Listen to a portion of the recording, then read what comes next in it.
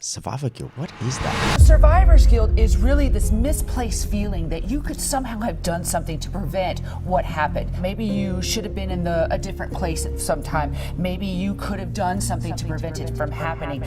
When there have been opportunities for things to leak out, like my dad will suddenly open up about something really crazy. And I think I feel guilty hearing that because of how much sacrifice they've given. At the time, Burma was a military junta. There wasn't really a future there for me. I'm like super privileged that I was able to get out. But at the same time, when I first came here, it was a very confusing period for me. We used to send money back. My parents got sick, so they stopped making as much money, so they had to ask the kids. We kind of like resented them as a result of that. My dad, I remember him telling me a story about a 3-bedroom Newtown terrace house, and there was sleeping like 15 people in there. Yeah, it was very tough for him, but never saw it as like a heavy thing. He was just like, man, this is like a privilege for him to be able to make a life for himself. Knowing what our parents going through, what's happening in the world as well, we should try to at least understand those stories.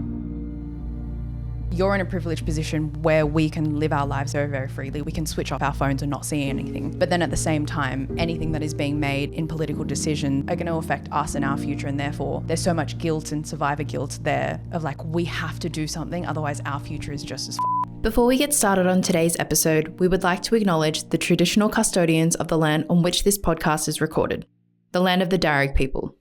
We would like to acknowledge and pay respects to our elders past and present and the next generation coming through. Now, onto today's episode. We've all kind of had conversations about different ways that we're feeling guilty for things as migrants and children of migrants.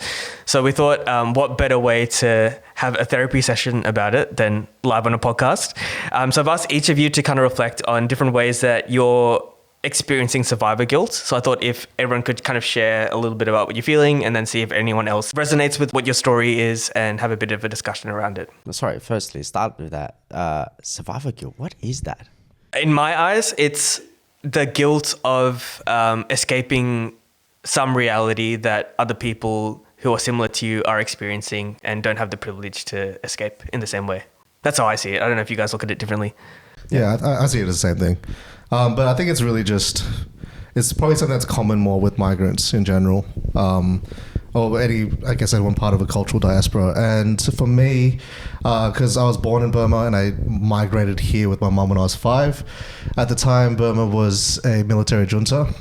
So similar to like North Korea, it was basically just like military dictatorship. And universities were closed at the time, and it was hard to find work, and there was just a lot of conflict. Especially between different ethnic groups as well. So at the time, when I left, like a lot of my uncles were like in a guerrilla army fighting like the Burmese military, basically. Whoa, crazy. And the armies were made of mostly like students who were, who were fighting for democracy, basically. Burma's like that now as well, right? It's still technically like a democracy on paper, but there's still a lot of corruption and iffiness about it. It's not like there's still a lot of issues there. But yeah, at the time it was basically like just a mess, and there wasn't really a future there for me. So that's why my mom, when she found the opportunity for us to migrate here, took that chance. So in a lot of ways, like I'm like super privileged that I was able to get out.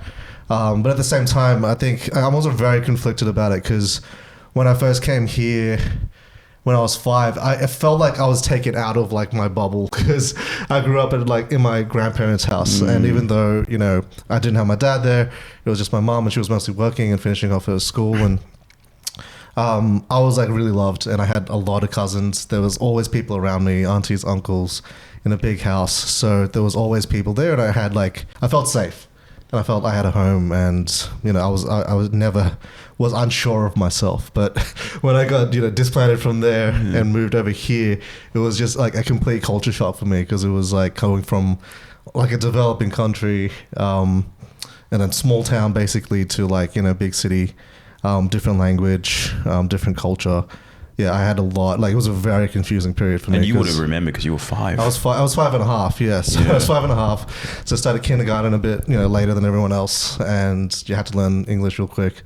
And so I just had to adjust there. And I was probably more focused on fitting in here than also like connecting with family back home and where I was from. Like, I think my priorities changed a lot. But I remember people would tell me when I was younger, like before I was 5 or like when I was back home, I was very carefree. I was very free. I was always, singing, dancing, playing. I was like very kind of myself.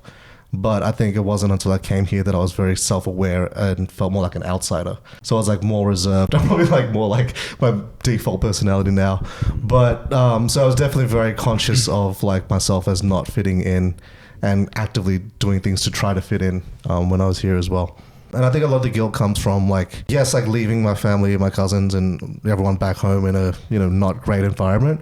But at the same time, when I was growing up, my mum actually sent a lot of money back. So even though we weren't doing great here, we were just getting by.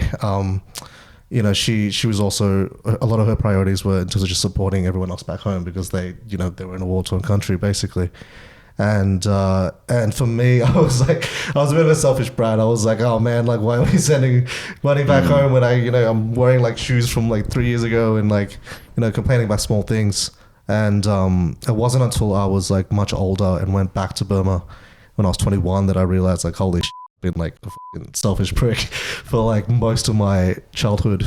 What was that like? It was crazy. Like, because basically my mom sent a lot of money back to our family who needed it the most. So she pretty much like put my cousins through school because their parents couldn't work and put them to school. And so, yeah, I felt like, we struggled a lot here and we made a lot of sacrifices, but then going back there and being able to see the actual change and being able to see them like go to school and graduate and have jobs and all of that, like that was the eye opener for me because I was like, holy shit, like this was worth it. Like, what's a couple of $100 here if you can like make an impact on someone's life, right? So yeah, like and that's where a lot of the guilt comes in for me because I was like I always had a feeling of like, the family back home don't really get what we were going through. Like we were living in, really, really rundown places and like...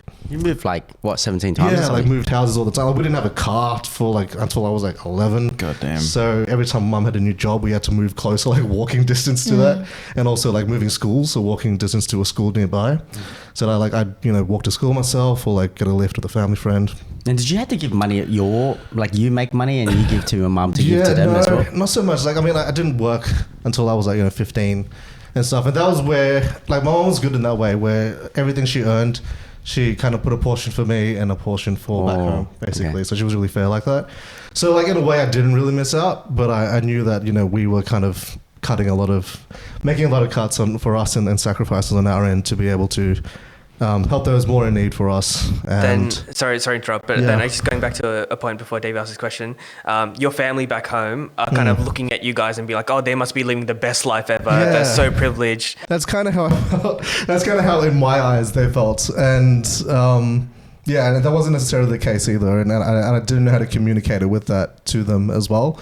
And I've seen both sides. Like when I was visiting, I was able to see the ones that really kind of took that help and made something of it. And then I also saw the other side where other relatives were a bit more complacent and they kind of expected it because they were like, I've got a safety net, I can kind of, and it's also like, and I was like 21 at the time, so I was a little bit annoyed. Like I was pretty angry about that. But as I'm older, I realized like it's also hard to break out of that mindset when you're in that kind of environment. Like it's very hard to just be like, do I just cope with, this and just spend my money on something that's going to help me cope with my reality, or do I, invest this in something that's going to change my life? And a lot of them are still stuck in that kind of mentality of... I can relate to that like a lot, and the reason being is because like my parents also, they came from Vietnam, which was a war-torn country at that time, and my mom like left Vietnam when her parents, I don't think her parents actually approved.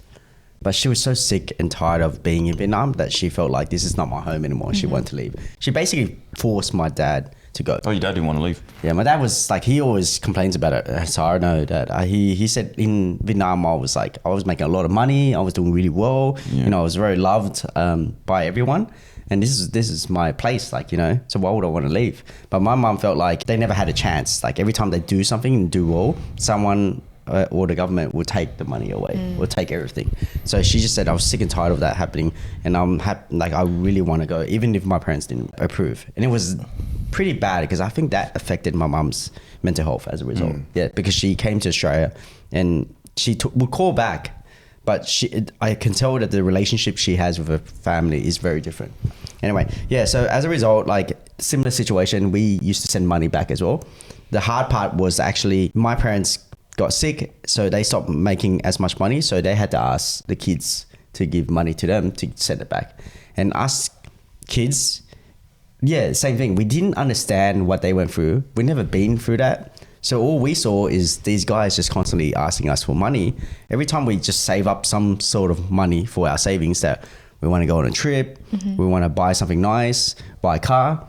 Like it just always seems like they would just call, we'll get that call at nighttime, and then my parents, and the next day will go, hey, can you spare some money, a few $100 or $1,000? And it will go up. Over time, we'll go higher. So it was a couple hundred at one point from all my brothers. And then it's like $1,000. And then now no, it's like massive amounts. And it just ate our chunk of our savings. We kind of like resented them as a result of that. And still to this day, I actually have not met them. And it's kind of like a sad situation. And I guess like you went back and you saw them and you could see that the benefits it gave them. But my parents started to resent them.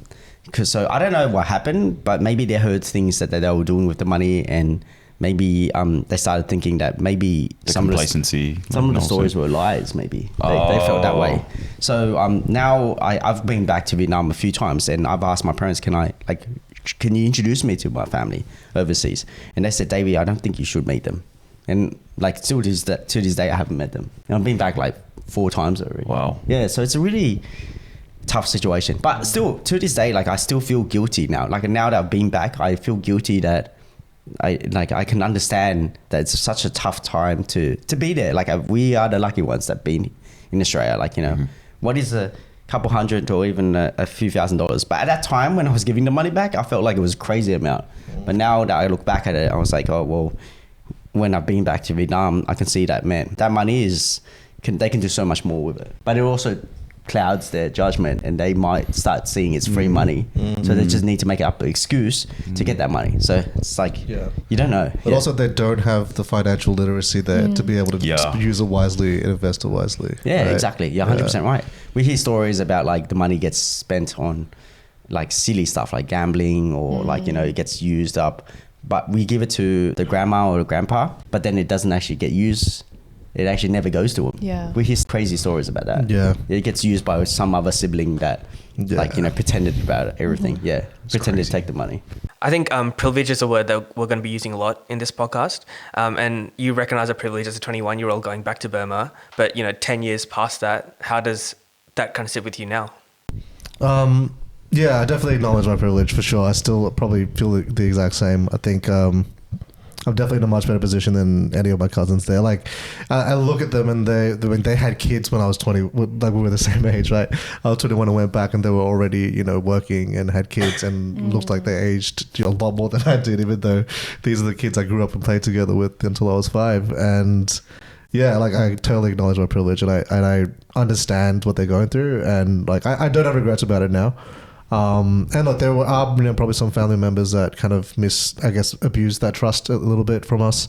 But I also, I think since then I've also been helping as much as I can as well. Like I definitely kind of see my mom's perspective now, as an adult, to be like, you know what, it's a privilege to be able to help someone change their life. I think it's just more about choosing wisely and just helping the right people who are motivated and have the right mindset. I guess for our generation, privilege is a word that's like front and center of mind, because especially with TikTok and social media kind of being a platform to share stories and experiences of people in different parts of the world who are going through a lot at the moment, it kind of puts things into context. With Gen Z living online and having so much exposure and so many touch points to people sharing about their very different experiences to ours, how does survivor guilt and privilege kind of sit with you? Yeah, I guess maybe to take it back a little bit, one thing that I can acknowledge is knowing my parents coming here on a plane sets them apart from a lot of other migrants. And like, yes, it was a very, very difficult journey, right?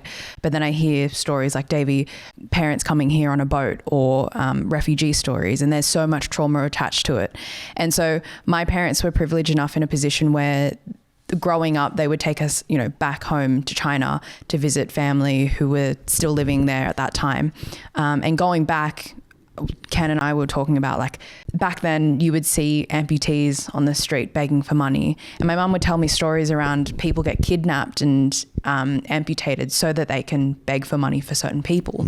And like that puts, as a child, that puts things into perspective, but you can't really grasp the understanding or what that means in the world, right? And then recently I've gone traveling to Vietnam as an adult and like holding that as a child still, but now you can make sense of it as an adult. Maybe my ignorance is that I didn't quite understand that Vietnam was a lot more underdeveloped than what I had expected. I thought economically it was a little bit more developed. And I've shared with a few friends when I had conversations while I was there with people similar to my age, they talk about all their hopes and dreams and they want to travel the world or go to university, but it's not a reality that can come to them. Whereas us in Australia, or speaking from my experience in Australia, I can say I want to go and do a uni degree or travel to America or travel to Europe. And I know that I can work towards a point where I can get that. Whereas for them, it's hopes and dreams that will never come to fruition, or they talk about that it will never come to fruition. I've had conversations with them as well. And I was gobsmacked that it's not even like the money problem. It's like the fact that they can't even get a visa. They can't even get out of this country. The societal systems and the way that they've been brought up, where they are. So many structural things. Yeah, structural. It's crazy. Like for them to even go to one country, like it's a privilege for them. Exactly. Yeah. Or even just slightly skip the border somewhere. Yeah. That would have been a really confronting realization to have, right, when you're traveling and have those conversations with people. Yeah, I always knew it, but I guess, again, it's like one thing to know it and then go through and be confronted with a different experience each time, right? And so, like, we have relatives in China who might not be doing as well as us, and they come here and they see a different life.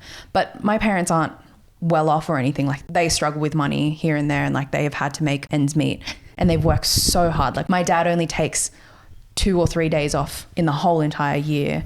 Even still, he's like working somewhere in the house.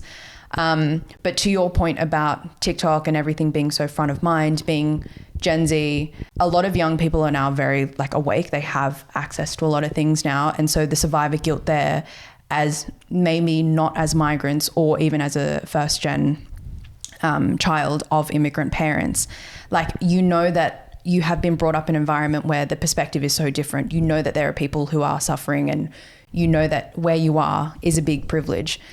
And so therefore, I don't know, people describe us as being a lot more awake. Like, people, maybe what I'm trying to say is a lot of people might think that young people are quite ignorant, or the narrative when it comes to politics and everything is like, they're kind of asleep. Like, we don't actually know or will do anything about it, but actually it's the opposite. I know that this is something that is a big topic, but for example, the stuff that's going on in Africa with children at the moment, or all the children and the women in Palestine, like, that's something that I think a lot of young people are wanting to speak about, because we hold so much responsibility there, and like, we want to do something because we're seeing not a lot of stuff being done about it. Yeah. And like, that's our generation, that's children from our generation that will not have a future. And that's the guilt that we hold, because we're in a privileged position of, we can do something. We wish we could do more, but this is the first step for us. Yeah, and it feels kind of helpless in many ways, right? Like, you're speaking to so many global conflicts, but there's also things like global warming and climate change. And as Gen Z, feeling like you don't have control, you're aware of all of these things. It seems like the older generations are blind to it, or choose not to take any actions that would help the issues that we care about. And the kind of self-awareness of like seeing it all kind of play out live on social media, on top of the pessimism about change actually happening, is like a really difficult place to sit in. Yeah, it's like a very multi-layered conversation. It's like, you're in a privileged position where we can live our lives very, very freely. We can switch off our phones and not see anything.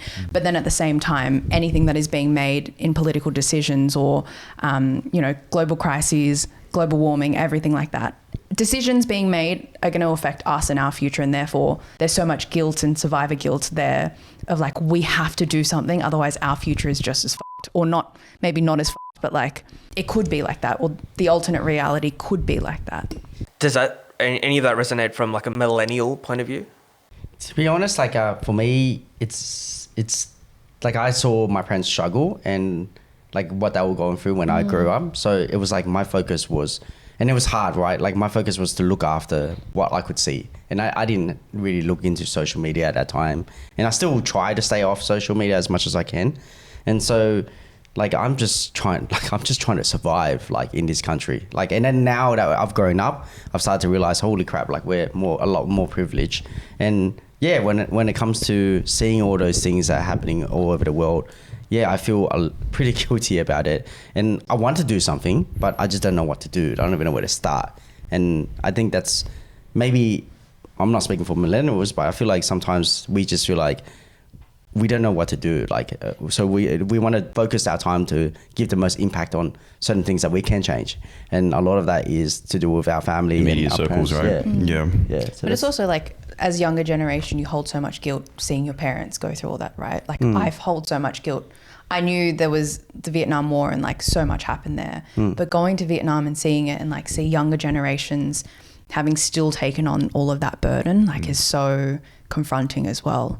And like, then you feel so guilty for having so much privilege here. Yeah, because it's crazy. Like when you go back to Vietnam, well, I went back a few times and I met a lot of friends and I spoke to them, and like their whole goal in life is to make enough money to like help their mum and dad. Like they see that. That's like, the purpose. That's the purpose. Their purpose is to make money, and we're like, they are their retirement plan, like for their parents. Whereas in here, like a lot has changed. Like our parents, some of our parents do see it that way, but they know that they can get social security, they can live off that, and they get rental assistance. Whereas in Vietnam or those countries, they don't get anything like that. Yeah, you're screwed basically if you don't. Yeah, you have to survive. I want to come back to your Vietnam trip recently in a bit, but to your point, Viv, about that trip to Vietnam, opening your eyes, you're seeing that, but also connecting the dots to like what your parents would have experienced when they migrated, or the reasons why they left the countries that they did.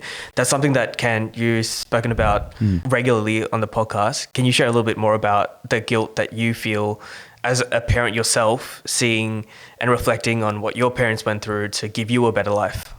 Yeah, I remember my parents used to tell me all the time, my dad would send like money back for my grandparents. And that's because my dad was the only guy who got out. And definitely not in the circumstance of like being a refugee, but the reason why he got out was at the time, and my dad left before I was born. So I didn't see my dad until he was 2.5 years old. And one time I asked the question, I was like, why did that happen? Why did he have to leave so quickly? And it turns out that it was during the time of the Beijing Tiananmen massacres. So what happened was, I don't know if you guys have seen the photo. There's a photo of like a tank, literally in like the People's Square. Yeah. And there's a student holding a plastic bag in front of it. And then apparently, and it's like still very censored in China, basically a whole bunch of like students pretty much got like massacred. And when that went down, the country had like basically just got through like a cultural revolution. And so like the Communist Party was like in power, and, you know, things were kind of looking a little bit better. Everyone was still very poor. And there was a lot of uncertainty around, similar to Vietnam, going, hey, like even if you did have like wealth, you didn't know that you would be able to keep that. Because same thing in Burma, during the Cultural Revolution, they would basically kill off scholars, academics, teachers. Both my parents are teachers.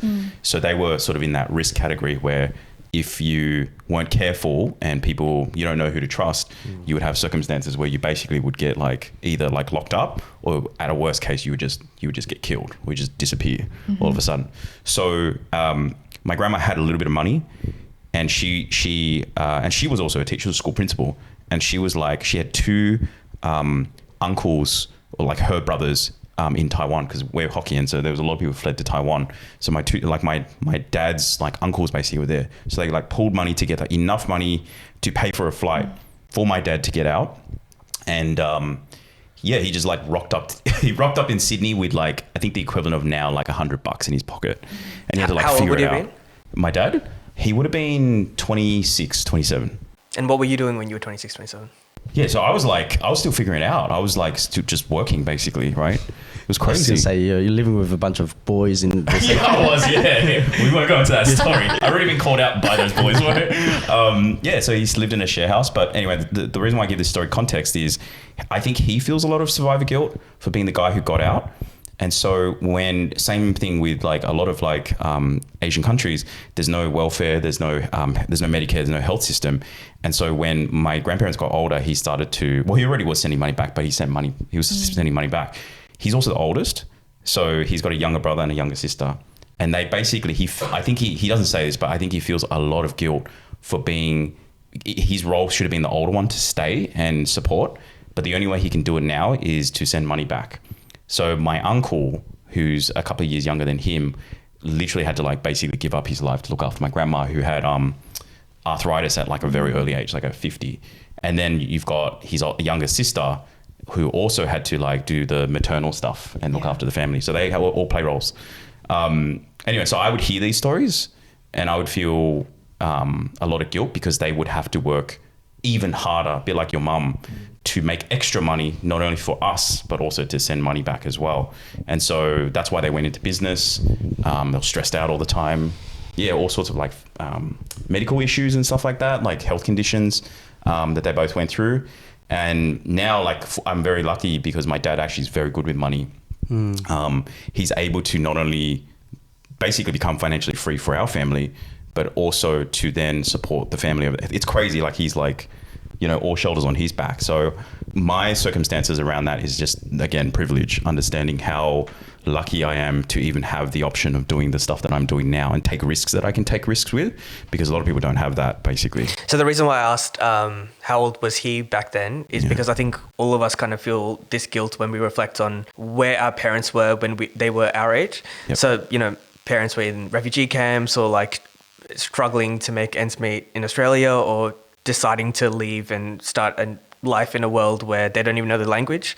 And when you put that into context of what my problems are, I think a lot of guilt comes from comparing the two, right? Yeah. Yeah, like youth, I always anchor it against that now. Whenever I feel like I want to complain or I'm like not happy about something, I'm just like, there's nothing compared to what they went through in terms of that. And the thing that I always remember, I was like, he never complained. Like there was no complaints from my dad whatsoever. I never heard a peep, and everything felt like safe, and it was a good thing. But it was always my mum who would like leak a few things, and I think it was a smart thing to do for my mum, because she understood how important it was for us as kids to understand how privileged we were. Whereas my dad just internalizes and he just deals with it. So yeah, it was like an interesting dynamic, and that's why I probably and then also traveling like Viv did. Like I went back to China like for the last 12 years, and each year going back, you see the change. But I remember the first year very visibly, and this was the story. I came out of Xi'an Station, which is where the Terracotta Warriors were. And I was actually with Alex, your cousin. And we came out, and this is nothing like what you see in China now. It was dirt. I was mobbed by touts who wanted to basically ask if I needed a ride somewhere. And aside from that, young kids trying to sell me something to ask for money, or amputees who literally I remember very vividly, there was a guy who literally had like both his legs gone below like literally his like groin, and he was on like a wooden board with like 3 wheels, and he was like rolling himself up asking for money. It was like crazy. It was like very confronting.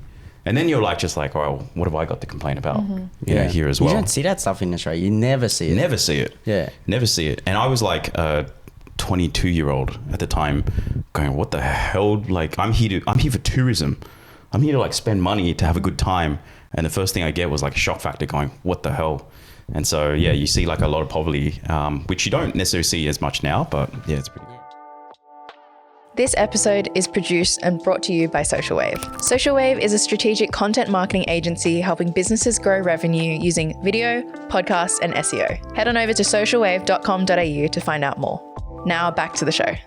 Yeah, I feel like we're so sheltered, and the people that really feel the whole survivor guilt is our parents. Like they see, they know the other side, whereas we come in and we notice it now. But imagine being like you leaving your country and you know about what's happening in your own country because of the war and the stuff that's happening in terms of like the military or the government, and where you're not, your family's not really well off because you should be the one that's looking after them, right? And then you have to go on live in this life in Australia, send money back. The only thing you can do is send money back. There's nothing else you can do. Yeah. And so the emotional trauma of being alone in this country when you probably miss home.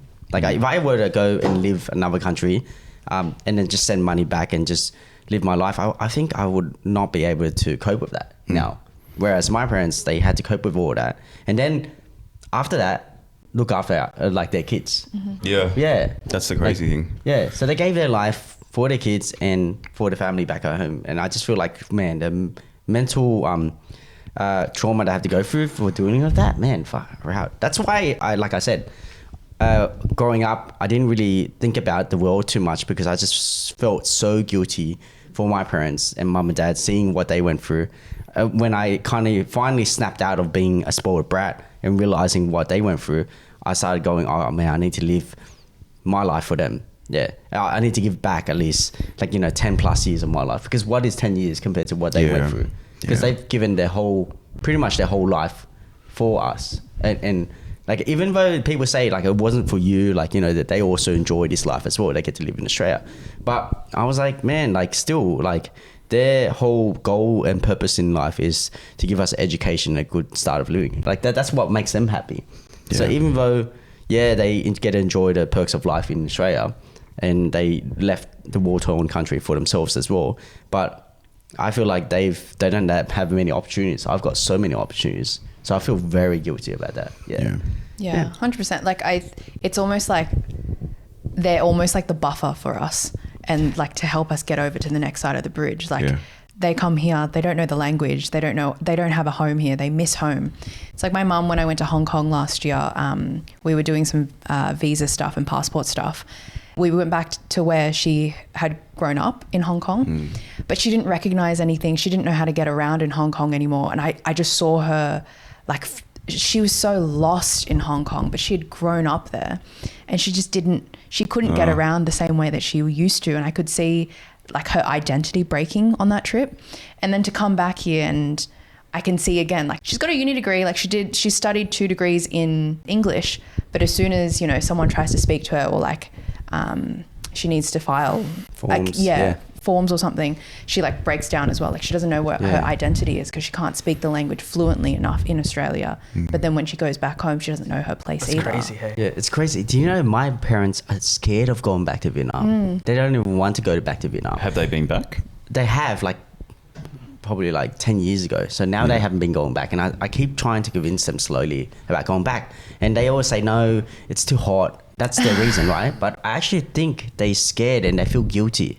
Like it's so confronting for them. Yeah, like imagine like not seeing your family for so long, and they probably think the whole family in Vietnam think that they probably lived a great life, and they maybe didn't send as much money as they wanted, that they should have, and so they feel probably guilty about that. Like that's actually what I started to realize, that maybe it's not it's too hot. It's actually them feeling really guilty and scared of going back. Yeah, I got a similar story where when I was traveling in China. This was when I took my gap year, and I remember in China, Iris and I went to go visit my grandma who was not well, and she was already like, we knew she didn't have much time left, and we made it a point to go visit her first before we sort of explored the rest of China.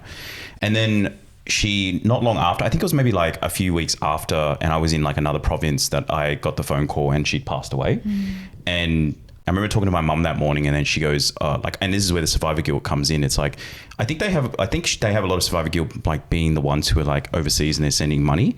But I think because they're humans as well, they struggle very much. So like, be like your parents, they're like, it's very hard for them to confront that. Like for them to like fly back, even though it's like, for example, it's my mum's mum, for her to go back for the funeral, I think, I'm just like, this is my observation. I've never spoken to my mum about it, but she, it's probably too much for her to go back. Like it'd be emotionally too much for her to deal with it. And I could feel that talking to her on the phone. And I remember saying to her, I was like, I'll go to the funeral on behalf of our family, which was scared, because like I've never gone to an Asian funeral, and we're not talking like, we've talked about this.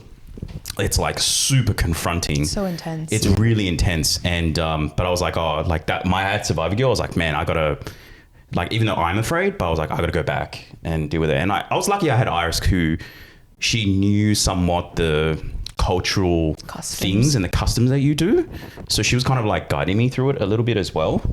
But man, it was like very intense, like survivor guilt, like through that period. Yeah. Trying to deal with it. I feel like we've lost our connection to the motherland in our relationship and our life as well. Like I have no connection with Vietnam and the family over there, and I can't really speak their language. Like my parents didn't teach me Vietnamese, and they taught me Cantonese, which is like what we grew up with. So when we speak to I asked my parents, like, introduce me to him. I think they said to me, I don't know if they're lying, that you won't be able to speak to him because they don't actually speak Cantonese there anymore. They speak Vietnamese more. Yeah. So you got to struggle to speak to your cousins. Yeah, you might be able to speak to your uncle and auntie, but what are you going to talk to them about? So like I've lost that connection completely. And yeah, I feel like, man, like there's all these stories that, like, obviously I'm already going through all these stories of my parents. I mean, I'm sure there's heaps of stories back then of, you know, how my parents were growing up, and I've lost it all. I feel really like lost and guilty about it, that I am not trying as much to try to connect with the motherland. And yeah, it kind of sucks. Yeah. Yeah. Senthan, what's your perspective, I guess, when it comes to survivor guilt? Yeah, I think I might struggle to share this without getting emotional. Last Saturday, May 18th, is the 15th year anniversary of what many consider the last chapter of the Sri Lankan Civil War. So they channeled estimates around 150,000 people to what they called a no-fire zone in a place called Mullivakal, which is in the north of Sri Lanka, and just slaughtered them. Connecting the dots between that and what's happening now in Rafah and things, it's like a heavy day. Normally, I would go to a service a community puts on to kind of commemorate, but I skipped this year because I just like really struggle. It's getting harder and harder for me to kind of reflect on those things. And again, connecting the dots with what's happening in Rafah and other parts of the world is just like really heavy. So the way I grew up was like, no one sat me down and said, hey, like these are the privileges that we have. But I grew up like skipping school to go protest in the city, or, you know, door knocking to raise relief funds, or, you know, sitting in front of Kirribilli House to try and get Kevin Rudd's attention with like thousands of other Tamil people, even though Kevin Rudd's in Canberra, because we're so desperate for like someone to do something. I've never like sat down and no one's told me, hey, these are privileges you have. I just learned that I have privilege because of how I've been raised in community. So there's a lot of guilt that comes with, and privilege and responsibility that comes with knowing the history of our country, growing up that way, being surrounded by people who have shared experience, recognizing that we had a privilege of being one of the ones that got out, the privilege of coming by plane, not by boat, being surrounded by many Tamil people. What they do is if they need help around the house, like landscaping or gardening, that hire recent migrants. So, you know, growing up having boat people doing the work and sharing their stories of how they work 5 days a week in Australia and then 2 days on the weekend hustling, doing other things just to make the bare minimum for them to scrape by, but then also send money back home, but then also hearing all the atrocities that are still happening post-war. I think a big driver of why I left corporate and wanted to pursue something different was because I think people deal with the guilt and privilege in different ways. I think I realized that my privilege wasn't to, you know, work up the corporate ladder and make an impact that way. I think I needed to find a way to make a different type of impact. And what I realized is I think that's through storytelling and kind of platforming these stories and sharing with the privileges that I have. So I look at people like Shankari Chandran, who won the Miles Franklin Award, who's doing that work as an author. I look at people like Shakti Dharan, whose plays are now touring New York and things, sharing our stories as Sri Lankan Australians and our history and our lineage and the atrocities that have happened. So I think all of that responsibility and weight is something I like constantly think about. So that's how it kind of sits with me. And it's also like so confronting because it's so immediate as well. It's only happened recently and it's still happening. And it's happening to people who don't look like me as well. And yet the world remains quiet or people remain blind, speaking to the examples that you listed before as well. So why don't they provide more information on media about that stuff? Like why don't they talk about it more? What do you think? It comes down to what the agenda is, right? Like what is the benefit of Australian media covering genocide in Sri Lanka when Australia has political ties that benefits them to stay in the good books with the Sri Lankan government? It's the same with America. Like, why are they not saying anything about Palestine? Is because they have ties to Israel. Yeah. It just comes down to economics. It's Very multi-layered. Yeah, it's crazy, right? It's insane. I think growing up, it was really frustrating to think, like, why is the world blind to this? But then you realize that how many other things are happening around the world that I'm blind to, let alone the rest of the world. Yeah. And in adulthood, it's like learning about, Sudan and Yemen and what you mentioned before in Africa and Gaza and Rafah and everything else, where that privilege is reinforced. Yeah, I feel like the point of what I'm gathering from this podcast is like the main thing is that we should try to at least understand those stories. And it's great that you're saying like we should tell more stories about this stuff, knowing what our parents going through, what's happening in the world as well. And I think it's important for us to not turn a blind eye about it. And I have to admit, like when I was younger, like all I focused on was my parents because that were the stories I knew. But if I knew more about what was going on in the world and not be like my parents where they don't tell any stories about what they went through and what they're going through because they think it's good to shield us from it. I think that's probably one of the reasons why the Asian community or the immigrants, the Asian background, they don't really know much about it, the younger gen. Yeah, because they don't hear the stories from their parents. Yeah, not exposed to it, basically. Yeah. Like, I have to admit, like, I don't really know about this stuff. I don't know what my parents went through. Like, they don't tell me about these stories until now when I'm asking that question. Yeah, I think that's something for me, like personally, that's something I realized a lot sooner. So I've always put effort to like sit down with my grandma, I'll have a phone recording sitting next to her and I just ask her questions for her to share about her life and her experiences, which I think as our parents get older, it's going to be harder for them to remember. It's going to be harder for us to have those conversations. So I try to stress to everyone in my network, hey, like, even if it's just an hour, just sit down and pick their brains and make them feel seen, make them feel heard. And you don't know what you're going to learn from their experiences and what they can impart, the wisdom that they can impart as well. I do the similar thing as well when I'm driving my parents home because now they struggle to drive to certain places in Sydney, which is my house. They can't get there. So me and my brother take turns picking them up and driving them back home. And we spend about 30 minutes to an hour, depending if I do both ways.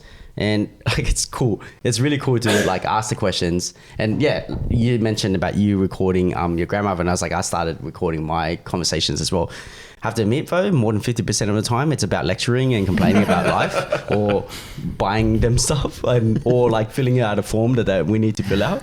But the other 50% is usually something nice, sweet, or educational, or something that I just didn't know about their life. And so it's really nice, yeah. I'm not at a place to like have those heavy conversations with my parents yet, because I think when there have been opportunities for things to leak out, like my dad will suddenly open up about something really crazy or really emotional. And I think I feel guilty hearing that because of how much sacrifice they've given. Like, for example, I think my sister once randomly asked or spoke about Redfern somewhere, and my dad like suddenly opened up and he's like, yeah, like Redfern was one of the first places I came to Sydney. I didn't know how to speak any language. And he was reflecting on how his experience as a cook at that time, or like kitchen hand, he was like laying in the bunks filled, like a room filled with all these other Chinese immigrants.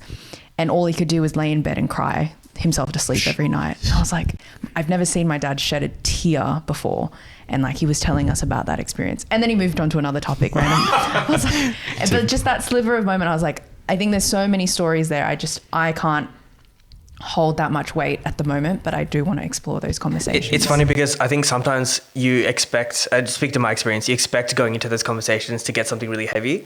But I was asking another one of my grandma's brothers who left Sri Lanka to study in London, and he had to hustle. So he would just like go to restaurants and be like, I need a job. And they'd be like, do you know how to cook? He'd be like, yeah, I know how to cook, but he doesn't actually know how to cook. And you just kind of figure out on the fly. So I sat down with him and I was like, tell me like what that was like how anxious you would have been, first time leaving the country, not knowing the language, not knowing how to find your footing. And he was like, man, it was fun. Like I just took it as an adventure, and like there's no time to sit and think about how crazy that experience is, like, and how anxious it is. About it, right? You just have to like, just do it, right? So not to say that every experience is like that, but sometimes I think we have expectations of how our parents might have felt, or the experiences that they had, or the way they looked at it, but it could be very different to what we assume or what we project it to be. That's my dad. He never saw it as like a bad thing. He was like super happy about the whole experience. And he used to like, I remember him telling me a story about how like there was a lot of people from the same hometown who went to Sydney, and that's why they all had the shared house in Newtown, which was the first place he stayed. Had like, I don't know, it was like a 3-bedroom Newtown terrace house, and there was sleeping like 15 people in there. But he didn't feel that it was like, he saw it as an opportunity. He was like, oh my God, like I'm in this new country now, I can like make a living for myself. And like he tells stories about like, same thing, he's like working in restaurants and stuff like that. And like he used to smile telling stories about how like he could handle the deep fry station by himself compared to like 6 Aussies. Like he'd always like throw shade at like, you know, 6 Aussies not be able to handle the deep fry station by himself. And you know, like just like these things where I think like now thinking back to it, yeah, it was like it was very tough for him. But I think he also like very much so enjoyed it, especially like I think when he came here by himself, you know, maybe, I don't know, like the bachelor life again for like 2 years before my mom got here.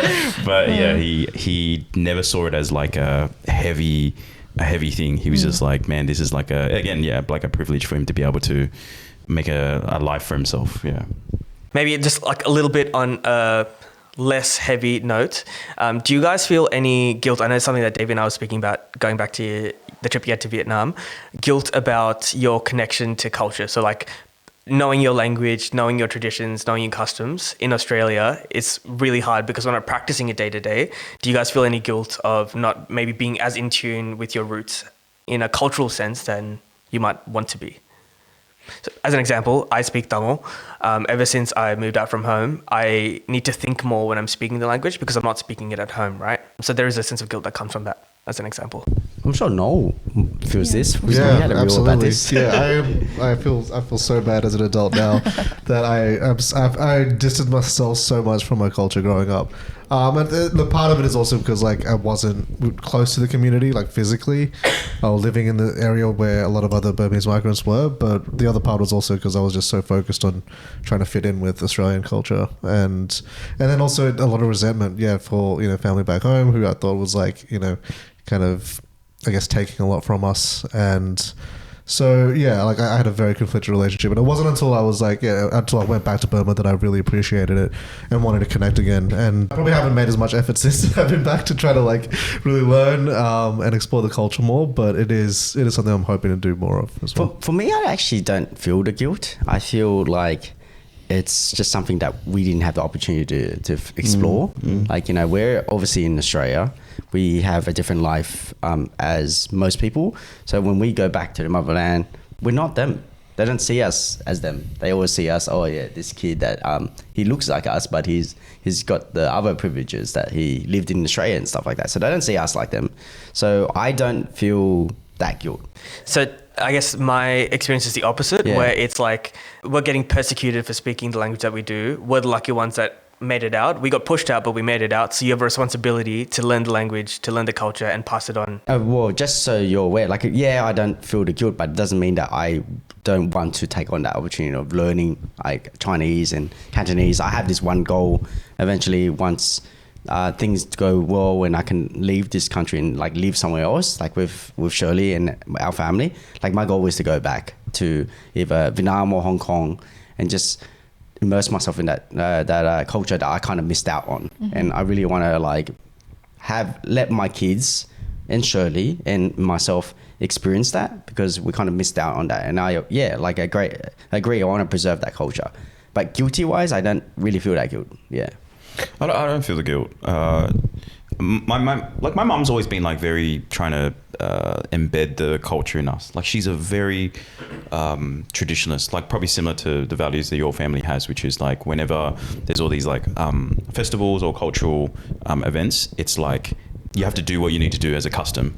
And so that's always been something that's been basically ingrained in us. And so regardless of whether it's like Chinese New Year or if it's even coming up like Dongwu, like Dragon Boat Festival and things like that, she's always making a point to make sure that everyone comes together, to the point where I've had like some thoughts where I'm like, well, if my mum passes away at some stage, which she will, that a lot of those customs will disappear. And so there is a level of maybe responsibility to actually understand these like customs and then make sure that we continue to do it.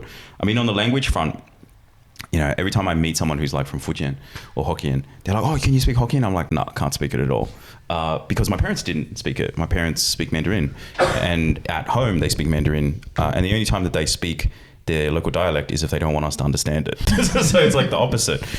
So I feel very interested, very similar to you, is at some stage to go back and very much whether it's trace roots, understand like family ties, and all those sort of things, because maybe there's something as you get older, you appreciate that these are the sort of things that what make you different from a cultural values perspective. And I think also just like from an identity perspective, it's like, even though I've lived my whole life here, there is still a piece that I feel like doesn't feel like here because of how, Western society, Australians live versus how, Chinese people live as well, Hokkien people live. So every time I go back to China, there's this very strange sense of familiarity, which is like, everyone's similar to me, everyone's like me, everyone speaks like me, everyone has a similar accent to me. I even have this when I go to Taiwan. I'm not even Taiwanese, but because there's so many Hokkiens in Taiwan, that the mannerisms, like all this sort of stuff is like literally the same. So yeah, it's a strange thing. But one of the things I want to do also is I got to experience a taste of that going overseas for a year, but living in Taiwan for like 2 years in China, for 2 months in Taiwan, 2 months. I was like, maybe it's interesting to live there for a little while and see what happens. My parents are quite similar because we have so many cultural crossovers. Like we've got religion when it comes to Buddhism. My parents are from Fuzhou, but my mum grew up in Hong Kong, all of that stuff. And so my parents are very, very heavy on the continuing customs. And I've noticed my dad is trying to start passing that on to all of the siblings. But I think one thing that I'm reflecting on is this might be a bit like a slightly different tangent, but my guilt, or maybe not guilt, but something that I do dwell on is because I'm in a mixed race relationship, I don't have that partner that continues on or lives those same customs. And so I don't want to get to a stage where like I start losing that over the next generations or over time. And so I'm very, very conscious of still continuing that within my sibling circle, within the extended family, reaching out to them more, and doing certain things that still remain within the identity of our culture. As migrants and as kids of migrants, we'll always hold on to some form of baggage when it comes to survivor guilt, but there's a lot of healing that comes from just having conversations about it. So I guess for all of us, what we hope for the people listening is that they reflect, hopefully some of the conversations help them kind of navigate what they're experiencing, reflect on the privileges that you have, what you're going to do with it, but then also kind of, like we mentioned before, maybe spark a conversation with your loved ones about their experiences, their stories, and do some healing through that as well. Agreed, 100%. Those listening, if you have any thoughts to share, or if you just want to send us a DM, feel free to via our Instagram, or you can email us via our website, levelasianpodcast.com. And then if you did want to check out our merch that we're wearing, you can check us out at levelasianpodcast.com/store. Thanks for listening. See ya. Thanks so much for tuning in.